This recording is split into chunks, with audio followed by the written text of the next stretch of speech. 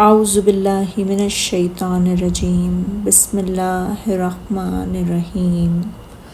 بلا من کسب سیئات وأحاطت به خطیئته فأولئک اصحاب النار هم فیہا خالدون۔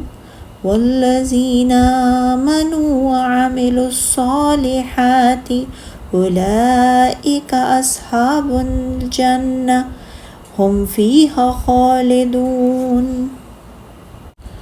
کیوں نہیں جس نے کوئی برائی کمائی اور اسے اس کی برائی نے گھیر لیا تو وہی لوگ دوزخی ہیں، وہ اس میں ہمیشہ رہیں گے۔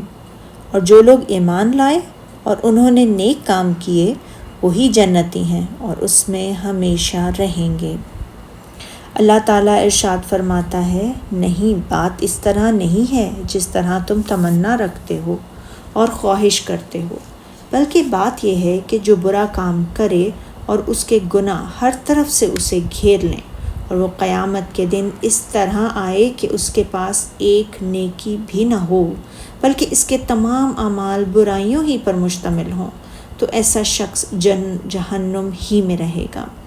اور جو لوگ اللہ اور اس کے رسول صلی اللہ علیہ وسلم پر ایمان لے آئیں اور شریعت کے مطابق نیک اعمال کریں تو وہ جنت کے عیش و آرام میں رہیں گے، جیسے کہ ارشاد باری تعالیٰ ہے سورہ نساء میں، نجات کا دار و مدار نہ تو تمہاری آرزوؤں اور نہ اہل کتاب کی آرزوؤں پر ہے، بلکہ جو شخص برے عمل کرے گا اسے اسی طرح کا بدلہ دیا جائے گا، اور وہ اللہ کے سوا نہ کسی کو حمایتی پائے گا اور نہ مددگار۔ اور جو نیک کام کرے گا خواہ مرد ہو یا عورت وہ صاحب ایمان بھی ہوگا، تو ایسے لوگ بہشت میں داخل ہوں گے، اور ان پر کھجور کی گٹھلی کے شگاف کے برابر بھی ظلم نہ کیا جائے گا۔ اور اس کے گناہوں نے اس کو گھیر لیا۔ اس سے مراد، گناہ سے مراد شرک ہے، یعنی اس سے مراد وہ شخص ہے جو توبہ کیے بغیر گناہوں کے ساتھ مر جائے۔ اس سے مراد گناہ کبیرہ ہیں۔ رسول اللہ صلی اللہ علیہ وسلم نے فرمایا، چھوٹے اور حقیر گناہوں سے بھی بچو، کیونکہ یہ بھی جمع ہو کر آدمی کی ہلاکت و بربادی کا سبب بن جاتے ہیں۔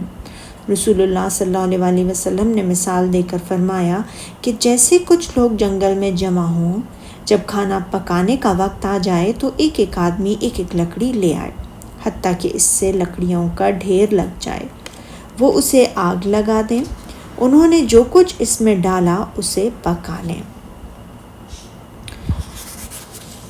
اور جو لوگ ایمان لائے ہیں اور انہوں نے نیک عمل کیے ہیں وہی جنتی ہیں اور اس میں ہمیشہ رہیں گے۔ اس کی تفسیر یہ ہے کہ جو شخص اس دین پر ایمان لایا جس کا اے یہودیوں تم نے کفر کیا، اور اس نے اس کے مطابق عمل کیا جس کو تم نے چھوڑا ہے، تو اس کے لیے جنت ہے جس میں وہ ہمیشہ ہمیشہ رہے گا۔